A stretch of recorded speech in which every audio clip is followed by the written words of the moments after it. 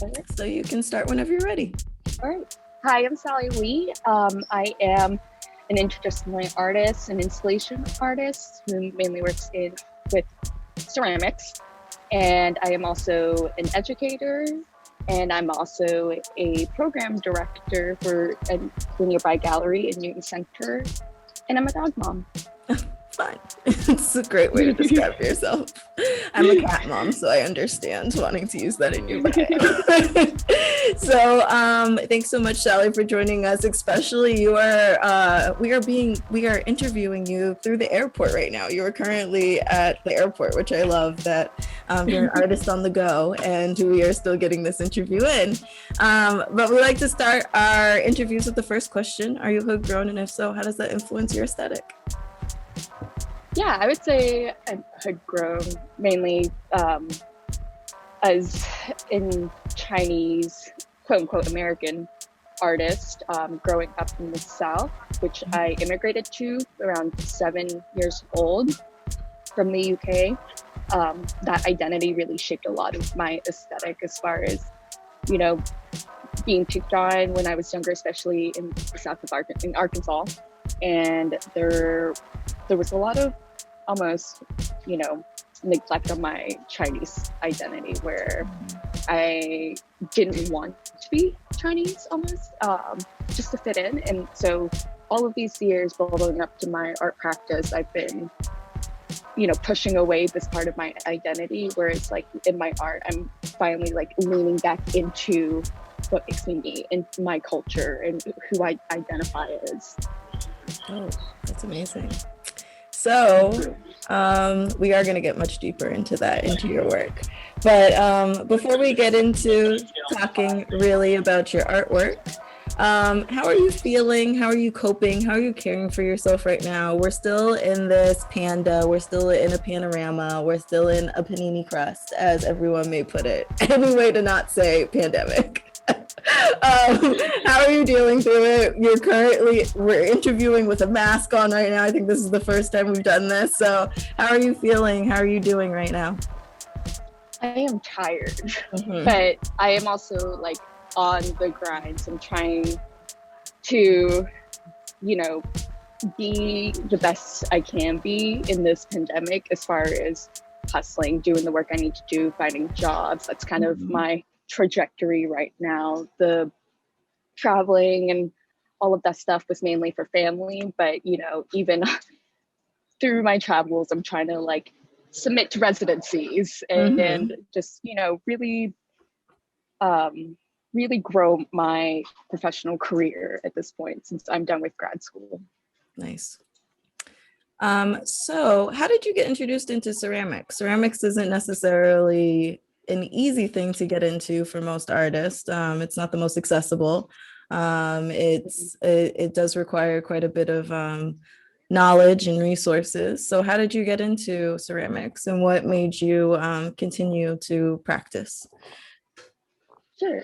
So I started ceramics in my undergraduate at the University of Central Arkansas. And that's when I started my BFA. Long story short, I switched to a BFA from an accounting degree, which, by the way, I have like a learning math impairment, which was a bad idea. How? How did you? That's a very interesting field to go in when when numbers are just not speaking to you.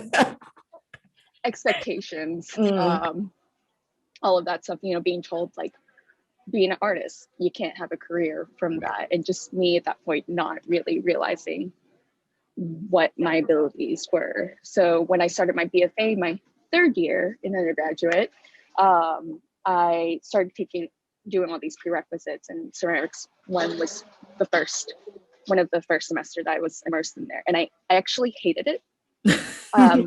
Not the medium kind of stuff, but the class was hard, and it required a lot of work, a lot of, good work ethic and commitment, and just also being like scared of the medium, it being so challenging there's just an infinite amount of possibilities with ceramics. And then when I really started getting into ceramics, when I started taking ceramics 2 for slip casting and mold making, and that was actually by accident.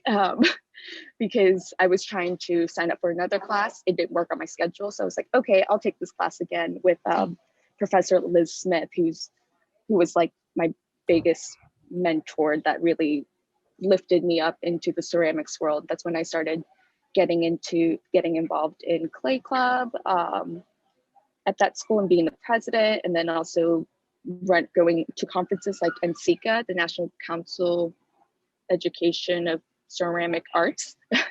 And then I had like two other, so it was a very small class. There was three of us basically that just spent all day in there together, and we just became such a close community that you know, we thrived within each other and being able to talk while we made work. And so I had an extensive knowledge about ceramics by the time I graduated. And I actually was a painting emphasis for my BFA, but for my final show, I did an installation work with ceramic and paper lantern type works, bubbles, so to speak. So to talk about installations for a bit, that's a great segue. It's like you saw the questions or something. When you're designing installation spaces, what kind of feelings or experiences are you trying to evoke for your audience? Sure. That's always a tough one, right? Because there's always this imaginary world or the space that you're trying to work with, that you're trying to bring up, that, you know, especially when I started doing installation, I just felt like paintings just weren't doing it for me, in terms of trying to create a feeling, create an emotion and evoke it. And so the first one, for example, that I really got into was this work that I did called Family Dynamics, that really talked about this explosion of how to say, relationships and the consequences of relationships, especially when a family comes apart. And there's one person, particularly my mother, who was the center of it, who's being pulled all different ways. So I'm really trying to, in that work, kind of pay homage to my mother as being a single mother and going through all of this turmoil of, you know, handling two kids, traveling across the country, leaving an abusive husband and all of that stuff, and just how strong that is. And that's why I represent her a lot with jade, and that's why I created paperworks with fibers and strings to kind of represent her and abstract it from those personal narratives. That's beautiful. I love when close relatives are able to make influences on you, to a point where they may not be artists themselves, but they can influence your art so much. So that's great. That's how my mom. That's how my grandma is to me. So I get that. Yeah, my mom was like such a huge part of my work, as far as you know, our differences for one, and our similarities and the stories that she tells me that, you know, ends up being a part of this work. And that was really became a part of my work until the beginning of my graduate studies too. Amazing. Cool. So in your bio, you state, feeling of displacement shapes a world that I want to belong in and recognize. Can you dive into how you find this in your space, like how you find your space in art, whether that being a metaphorical space or it being, you know, a physical space? But how are you dealing with the displacement that you talk about? And I think you're kind of describing that with kind of the motions your mother had to take by being so independent and doing things for her children, which I think is just like, is an art in itself, right? That's a beautiful, beautiful thing to be a single mom. So yeah, how does that feeling of displacement start to shape your actual art world as well? Sure. I would say it shapes very much the process of my art making. You know, I think when you're taken as a kid, you know, just to up and go, and to have to restart in all these different white spaces, especially, it's it's me trying to problem solve and trying to find a way to fit. So like what that basically means is when I get into space, I don't quite do planning. Like I don't draw it out. I have an idea in my head and I work with it. So I intuitively build from that. And I think that process of trying to make these things work, put myself in a space and to make the space that's more, you know, a space that's in my mind, and come out and to talk about my personal narrative and hopefully relating to other people too, who might not have the same stories, but has the same tension or feeling that comes from my artwork. That's kind of what I strive for, is validity too. Validity that like you exist and that your story matters. Yeah.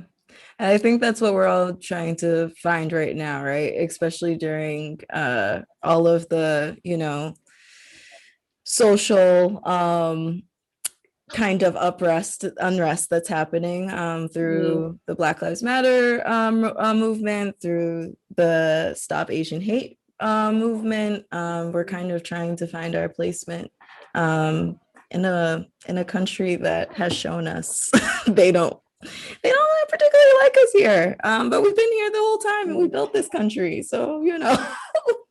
There's that. I know, it's like Hamilton. Have you seen Hamilton? Like immigrants get it done. It's true. Yeah. Yep. Whether forced migrants or immigrated here, you exactly. know. Exactly. And that gets it done. So that kind of goes into your relationship around contrast. I mean, I go by the name Daughter of Contrast, so I'm all about contrast. And when I saw that in your bio, I was like, ah! Like, for one, I love talking to any sculpture artist and installation artist because that's my field and the way I work. So I'm like, always like, we can connect so much differently. But when you brought up contrast, I was like, whoa, this lady here is right up my alley. So you talk about contrast from materials to concepts. Now, how do you use that in your work, and what is the power to contrast for you? Yeah, I think there's something to say that contrast or difference, right? A visual difference is something that we already see day to day, especially during this time. It feels very divided, but also I think in seeing, you know, in starting with my personal narrative specifically and talking about contrast, was this contrast of ideas and this contrast of my identities, of, you know, this, am I Chinese, am I British, am I American, even though I'm not American because I have a green card right now, but I very much feel American. So this contrast too between the ideas between my mother and I, between our, you know, I have more modern ideas and more feminist ideas, more liberal, you know, ideology than my mother, who's more traditional. And I think, you know, there's a lot to speak about this push and pull of not only struggling with your identity, but struggling to connect this with this person that has brought you into this world and has brought you to safety and cares about you. It's very conflicting, I would say. So another word that I like to use a lot in talking about my art is this conflict, and how do we deal with these conflicts internally. And so in doing that, I think my way of processing through these thoughts and ideas is through materials and materiality, because you can touch it, you can see it, it has that initial impact for the viewers to look at once it's there. So I would say, I know, I've always been like a color person too. And color theory was something I was very interested in. And so playing with contrast in my color palette when I'm painting, when I'm drawing, is something I'm always, you know, really honing in. But so I bring that discipline into my installations too, and into my concepts, and just talking about, okay, there's a conflict here, and even if it's the contrast of color or contrast of materials, there's something to investigate. Right. And that could further kind of highlight the concept you're trying to drive in. And that's like the beauty of material, right? Is that you can use Mm-hmm. different materials to say different things. And I think you're able to do that in such a beautiful way. Can we talk about your is this your thesis project that you presented at the I'm gonna butcher this name again, the Ackerman Art Center through Yes. Tufts? Yes. And So, you oh, have sorry, three go oh ahead. sorry, you have three series there from what I'm Mhm. understanding. It's the protection in the fragile and the civil disobedience, and then you have a series of installations. They're all kind of in like one installation piece Yes. almost. Can you talk to us about it and how how this installation of many series are connected and how they are maybe separate, or what's their conflict and their contrast if they have one? Totally. So this was my thesis show that was supposed to be shown actually last spring of 2020, but obviously that got canceled. Yeah. And so we were given an opportunity to reinstall for Oh, this nice. semester. So that was nice to finally have that up and have that Mm-hmm. done and seen, and then I can move on to new work. But how this work started was I got a travel grant from the grad program. And at that point, I was like, okay, I want to go to Hong Kong because it's this epicenter of this Western and Eastern worlds. Mm-hmm. And it feels very much, related to me, even though I'm not from there. My brother actually lives there. Oh, And nice. so being there, being comfortable in this space in Hong Kong as a Chinese person Mm-hmm. and not as a American Chinese person, because when I go to China, like mainland China, it I feel so out of place. So like Mm-hmm. knowing that I was going to feel out of place in both spaces, just trying to get an idea, because at that point in that travel grant, or in that time when I traveled to Hong Kong, I also traveled to mainland China to see my grandparents. And so knowing I was going to go into that situation of, okay, so I'm going to go into it being aware and trying to capture this feeling of, how I feel in both of these countries where I identify with, but I'm not really, I still feel out of place there. And Mm-hmm. so Hong Kong was like, okay, so we're in the middle. People speaking English, people talking Cantonese and Mm-hmm. Mandarin. So like all of this, the city aspect of it was just, I love Hong Kong, first of all. And so that's where I was really going to research for. So coincidentally, I actually went to Hong Kong during the second week of protests when it Mm-hmm. started in June. And that was very interesting. I was not realizing how much that would impact me, especially with the threat of, their democracy being taken away. And Oh, to hear that, we got a not a happy camper okay, behind you. It's okay. They're okay. going. Okay. Sorry, we're I like can start, talking about something serious. Baby no, no, no. crying. Sorry, I can Hong Kong start over. protests. No, we're totally good. We're good. Okay.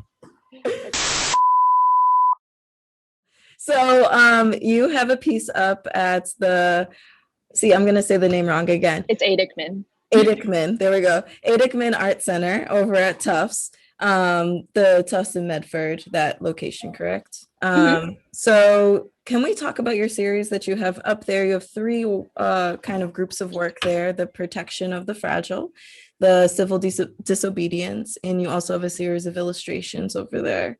How is the installation of the many series connected? And can you talk about what inspired that work? Yeah, so this work was inspired by my trip to Hong Kong in 2019. And also, this was a trip that was funded by a travel research grant by the graduate program. And so my plan was to go to Hong Kong and then go into the Guangzhou area, which my parents are, or sorry, my mother is from and my grandparents are. And so I was going to go visit them as well. And what I was going into the trip, what I had in mind was, okay, so I've always felt this feeling of being out of place here in America. And so I knew from past experiences as a westernized Chinese girl who knows broken Chinese going into mainland China, that was a space that was going to be very uncomfortable too. And I knew I was going to be out of place there. So Hong Kong was this epicenter of being, of combining Eastern and Western worlds, because it was such a large hub for the two to do business together too. And also my brother lives there as well, and he does missionary work there. But I wanted to go just to explore, what does it feel like to be in the space where maybe I could feel like I belong as this Westernized Chinese person, and then just comparing what the feeling would be like being out of place in both countries, in mainland China and in America. And so, this work was not intended, or I shouldn't say that. I should say that I did not go into the travel thinking about the protests, right? Because it had just started. When I wrote the proposal to get this grant, it was, earlier that year. And then I proposed it to go during middle of June to the middle of July, or to the beginning of July, I think. So it was a couple weeks. And so coincidentally, when I arrived, it was around the second week of protests that were going on. And I was actually able to attend the protests. And what was so striking to me was that this protest was nothing like I've seen before, where everybody was just standing in solidarity, as, it was literal teamwork, where aides needed to come. And so like, when there would be aides, people would be shouting back, like, move out of the way, like supplies are coming in, we need an aide here, we need a medic here. And then there were, there were these signs like Gaudim, or like just scissors, because they needed scissors to pass to cut the zip ties for the barricades so they could move the barricades around. So it was this large solidarity movement and civil disobedience that was very peaceful. At least the one I attended was very peaceful. It was outside of the police station, and there were a lot of lasers going on, and there were just something that really stood out to me, where how everybody was looking out for each other. Like, here's a mask. Do you need a mask? They were just giving masks out, giving water out. And then in the middle of the road that was barricaded, so like traffic was getting cut off. Like the cab drivers I know were getting really pissed off about it, but that's not the point. The point was to create the civil disobedience and create barriers, so like the city does do something, or the territory should do something. But in the middle of this road was just this kit of like this hat, the hard hat. You've got a mask inside it, you've got some water, you've got some safety goggles, and it's just there for people who need it. And I thought that was very beautiful to me. And a lot of big symbol too in my work that I used was the umbrellas, right? The umbrellas were used to protect them from rubber bullets, from tear gas canisters coming at them, because they would just slide right off. And but previously too, early in Hong Kong, before this protest, there was this movement too called the umbrella movement, and that very much had to do with this evolution and outrage of China reaching in and trying to take more control than it's supposed to via the contract that was given in 1997 during the handover. And so, which is something, this is where my personal narrative comes in again, because I had always thought, okay, I've never been to Hong Kong before. But then while I was in Hong Kong, I got a picture of me in Hong Kong, actually, in 1997. And that was the year of the handover. And then there was all this time that was in between 1997 and then 2019 that I coincidentally came back to the spot, and during the time of civil unrest. And I was, for some reason, like, even though it didn't directly impact me because I live in America, there was something that felt personal with that. It just felt like a lot of people in the West like did not know about this because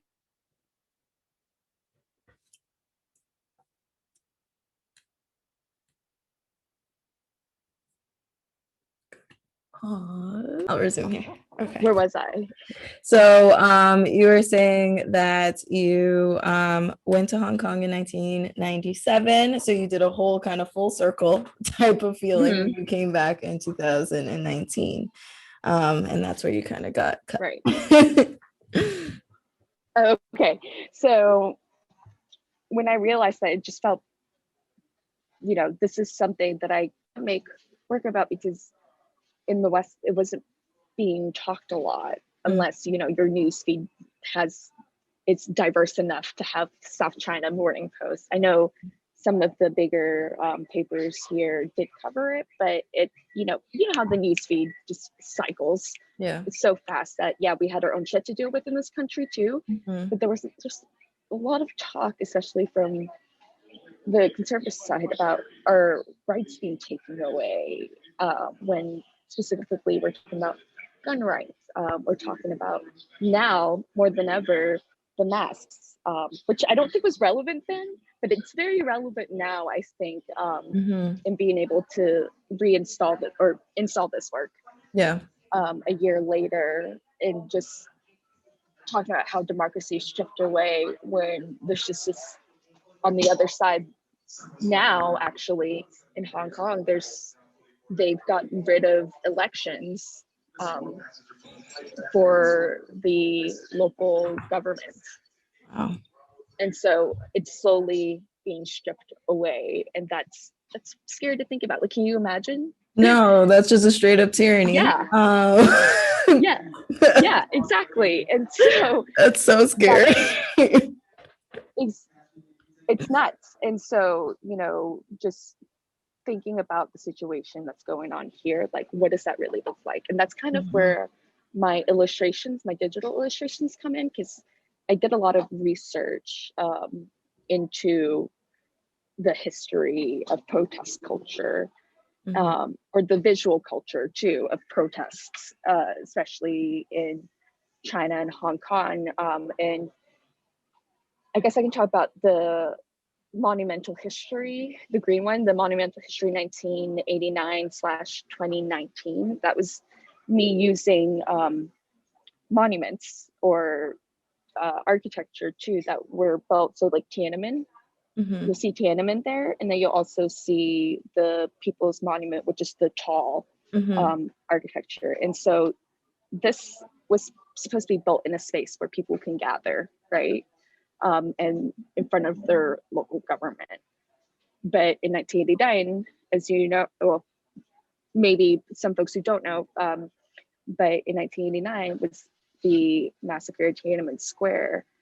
And that was brought on by a death of an official, basically. And people were wanting to mourn by the People's Monument. However, the government didn't want to do that. And so that's when they started coming in and be like, you can't mourn here, you can't do this, you can't do that. And that's when outrage started coming in, and it was full. And then, unfortunately, it ended terribly, where there aren't official numbers of how many died that day, but they came rolling in with tanks to get rid of the protesters. So during that protest, however, there was this statue that was erected that was a replica of the Statue of Liberty. So very much taking from this Western idea of liberty and democracy that they're trying to implement into this protest. Like, we have this right to have this liberty to talk and to be able to mourn. And so over time, this Statue of Liberty, or the goddess of democracy, has developed because it was destroyed. It was destroyed during that protest. And then in Hong Kong, there was another replica of the goddess of democracy. And then there was the Lady Liberty for in 2019. Mm-hmm. And that was made by students too, and then it was destroyed, but it was a more modern version. So you'll see the Lady Liberty there, with the flag when she's in a hard hat. She's total badass. Mm-hmm. And so the symbol of democracy and Statue of Liberty, this visual culture over time, and recycling this image, this so to speak, idol. I don't know if that's the right word, but this symbol, Mm-hmm. right? And so, and then contrasting against Tiananmen and the People's Monument, speaks a lot to, this was something they fought for in 1989, and this is hashing up again in Hong Kong, especially during the protests. What was brought up a lot too was Tiananmen Square, like Mm-hmm. June 4th, like that's a big thing that's been repeated in reference to over and over again. And there's so much more to the story, but I wanted to bring that out, and I kind of put the Hong Kong flag in their symbol kind of in this imperialist sun, not to be offensive in any way, but just to talk about this threat that's coming, which Mm-hmm. has inevitably come, of this imperialist totalitarian rule, right? And so I made another one, Flowers Laid for Hong Kong, and that's the more flowery purple one, and that was really a dedication to those who did die. During my time there was somebody that lost their life, in trying to propel the movement, so to speak. And when I was riding the tram and all this stuff going through the city, there were flowers that were just laid out in these white flowers and these vigils, and I thought that was very beautiful, and so I wanted to bring that there. And then finally the newer one that I just did this year, it's called it's a quote by Donald Trump. It's the title. So we are the people of law and order at the real Donald Trump, and that's the insurrection. That's the insurrection basically. Mm-hmm. And it was just kind of there to contrast between the two, of like, okay, this is what, just thinking about the ideas of what they were protesting for here for the insurrection and storming the Capitol, or what they justified to do that, Mm-hmm. versus what these folks were doing When they're actually fighting for their freedom versus people that are just exactly mad about an election and are just right projecting white supremacy out in the world. But right that's a totally other conversation. Total other conversation. But the whole idea was doing it in this chinoiserie wallpaper pattern, Mm-hmm. which is really, that kind of started talking about, okay, so chinoiserie too, and this idea of collecting Chinese goods, and Mm-hmm. as a status symbol, and this exoticism, and this Western idea of what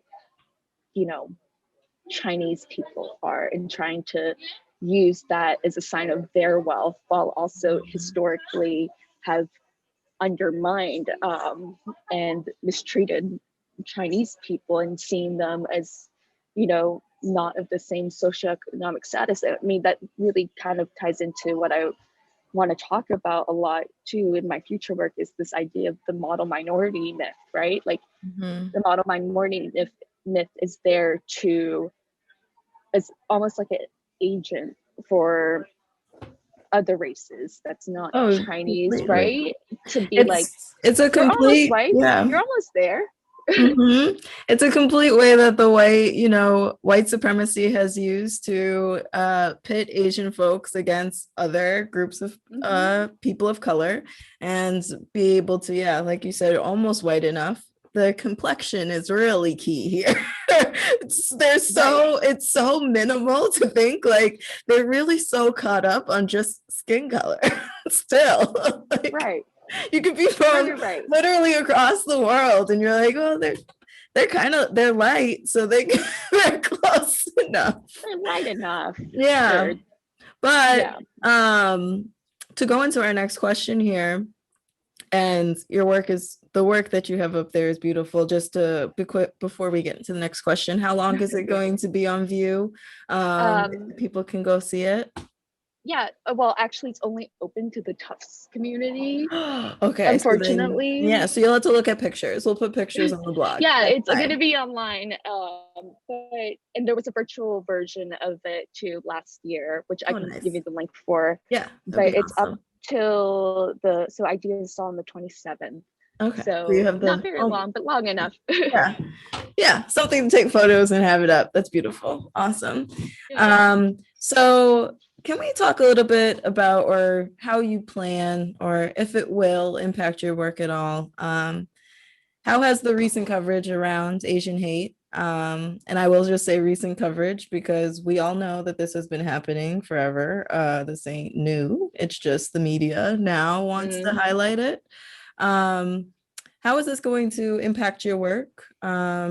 If it will at all, do you feel like you need to use art to talk about this? Do you feel like it's something that art can be used as a tool to kind of break that silence or talk about how it's not a new thing that we're now just hashtagging? Yeah, that's a hard one for me, to be honest, because I'm still trying to grapple with it myself. I mean, I did make a digital illustration that's called, I'm the China virus, and it's just an illustration of me. And then I made this like wallpaper pattern type behind me of this Chinese style chinoiserie type flowers that if you look closely, the flowers are made out of the coronavirus that I've worked in there. And so, just being, and it's yellow for a reason, just, because it's there. But I don't know, I'm still grappling with it because I think trying to put myself out there, being like, hey, like, I know this is what you think of me. I know this is how you see me, or this is what is associated with me. And I think right now I'm just trying to like feel safe and not feel like when I walk down the street, it's weird to see like so many folks to like not be wearing masks, but then I'm afraid to like walk out without wearing a mask because even if I'm vaccinated or, that's a terrifying thought of just being, more looked at in that way. So right now in my art, it hasn't quite got there, but I feel like it's going to, especially in addressing this model minority myth, and then also anti-Blackness in the Chinese community too, and just trying to speak about just standing as one and being in solidarity with the whole thing, because we're all fighting for the same thing, right? We're just all fighting against white supremacy. White supremacy is the big demon just hovering over us all, and we're fighting each other for no reason when we just need to fight that guy.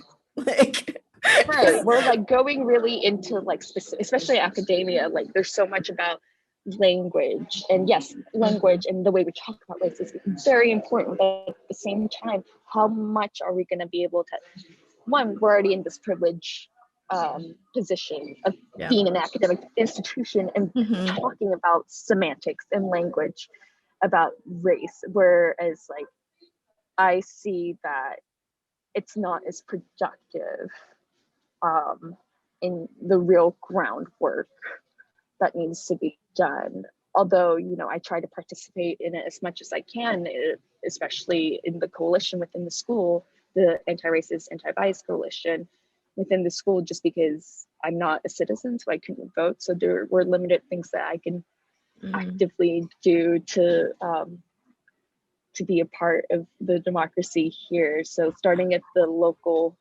level is kind of where I'm at right now. Oh, that's awesome.